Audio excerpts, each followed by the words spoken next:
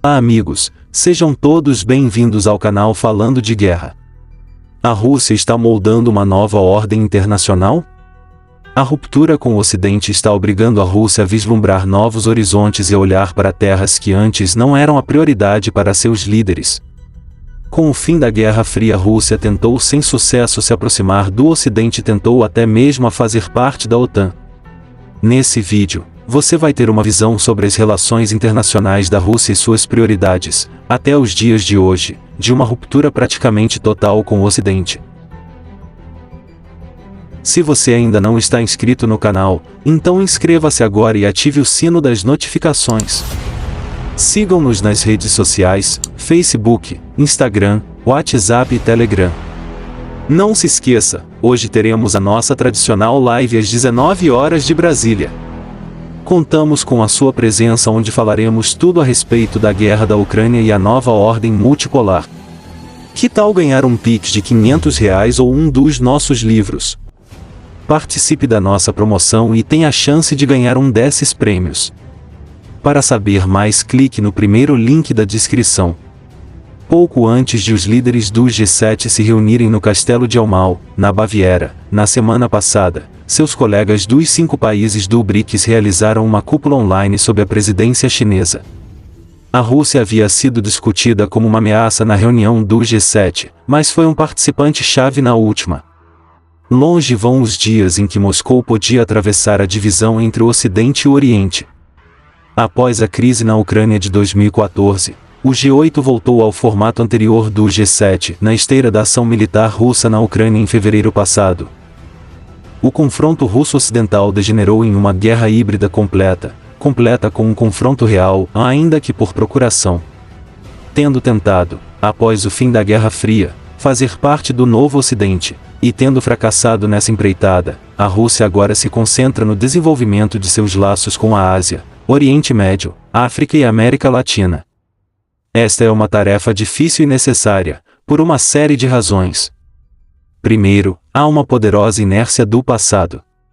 Pelo menos desde os dias de Pedro, o Grande, as elites russas olharam para o Oeste, adotando formas ocidentais de aparência e comportamento, enquanto permaneciam distintamente russas sob as roupas e as maneiras adaptar às instituições ocidentais, mesmo que muitas vezes apenas superficialmente emprestar padrões ocidentais de pensamento, enquanto os desenvolve criativamente, como no marxismo, procurando tornar-se uma grande potência europeia, depois, nos dias soviéticos, uma superpotência.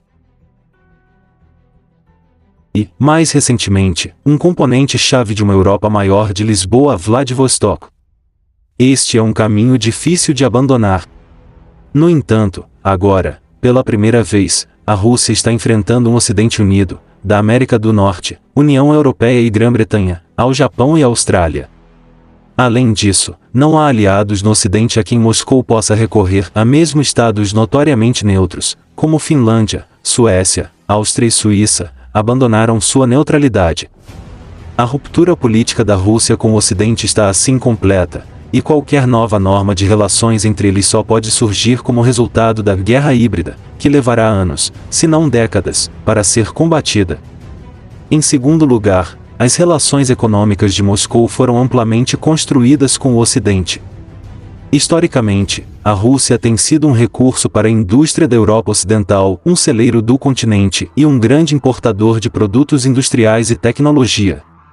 Até recentemente, apenas o comércio da Rússia com a União Europeia representava mais da metade do comércio exterior da Rússia, e a Alemanha era o principal exportador de maquinário e tecnologia para a Rússia. Desde o início da década de 1970, oleodutos e gasodutos da Rússia para a Europa Ocidental formaram a espinha dorsal dos laços econômicos e proporcionaram a estabilidade geral no continente, mesmo nas perigosas décadas da Guerra Fria e nos tempos turbulentos da desintegração da União Soviética. As severas sanções impostas à Rússia pelos Estados Unidos, União Europeia e Reino Unido não serão levantadas mesmo quando os combates reais na Ucrânia cessarem, e a dolorosa experiência de divisas e apreensões de ativos deixará uma grande marca em qualquer futura abordagem russa aos laços econômicos com o Oeste. Terceiro, em termos culturais, os russos tradicionalmente se identificam com o resto da Europa. cristandade, os legados da Grécia e Roma antigas, as ideias do iluminismo francês e da filosofia alemã, a literatura e as artes europeias, a música e a dança, tudo isso ajudou a moldar e formar a própria cultura da Rússia, dando-lhe um poderoso estímulo para o autodesenvolvimento. Apesar da recente ruptura política e da mudança geoeconômica, os fundamentos da cultura russa permanecem definitivamente europeus.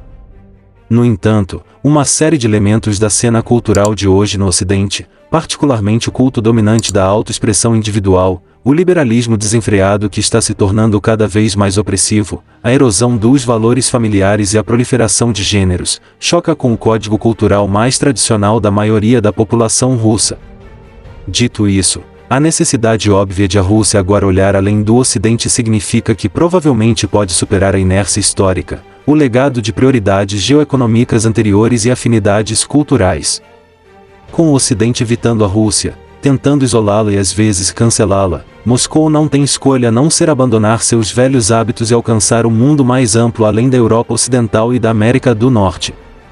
Na verdade, isso é algo que sucessivos líderes russos prometeram fazer repetidamente, mesmo quando as relações com o Ocidente eram muito menos adversas, mas a mentalidade orientada para a Europa, a aparente facilidade de negociar recursos para bens e tecnologias ocidentais e a ambição de ser aceito nos círculos da elite ocidental impediu que essa intenção se tornasse realidade. Notou-se, no entanto, que as pessoas começam a fazer a coisa certa apenas quando não há outras opções. E certamente capitular para o Ocidente não é opção para a Rússia, neste momento. As coisas foram longe demais. Além da necessidade de uma revisão das relações externas da Rússia, existem oportunidades reais a serem buscadas. Desde o fim da Guerra Fria, os principais países da Ásia, Oriente Médio, África e América Latina cresceram espetacularmente em todos os aspectos, do econômico e político ao tecnológico e militar. Mesmo antes do início da Guerra Híbrida, a China havia ultrapassado a Alemanha não apenas como principal parceiro comercial da Rússia, mas também como principal exportador de máquinas e equipamentos para a Rússia. A Índia, um importador tradicional de armas soviéticas e russas, está agora emergindo como um importante parceiro tecnológico de Moscou.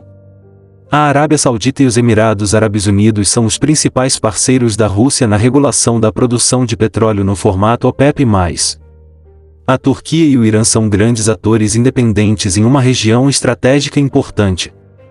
O fato de que a grande maioria dos países não ocidentais se recusou a condenar a Rússia pelo que está fazendo na Ucrânia, muitos deles apesar da forte pressão dos Estados Unidos, é muito encorajador para Moscou.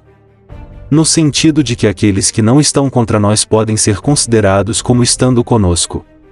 Da Indonésia ao Brasil, e da Argentina à África do Sul, há muitos países dinâmicos e ambiciosos que Moscou procura envolver. Para poder fazer isso, a política externa da Rússia precisa apresentar uma estratégia apropriada. Acima de tudo, precisa dar prioridade às relações com os países não ocidentais sobre os laços de fato firmemente congelados com o Ocidente.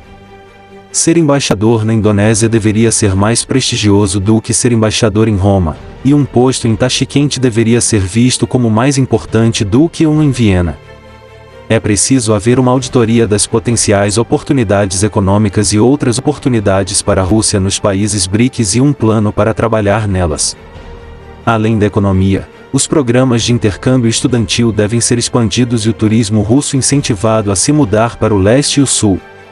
A mídia russa estaria certa em aumentar a cobertura dos desenvolvimentos nas principais nações não ocidentais, educando a elite russa e o público em geral sobre as realidades econômicas, políticas e culturais dessas nações.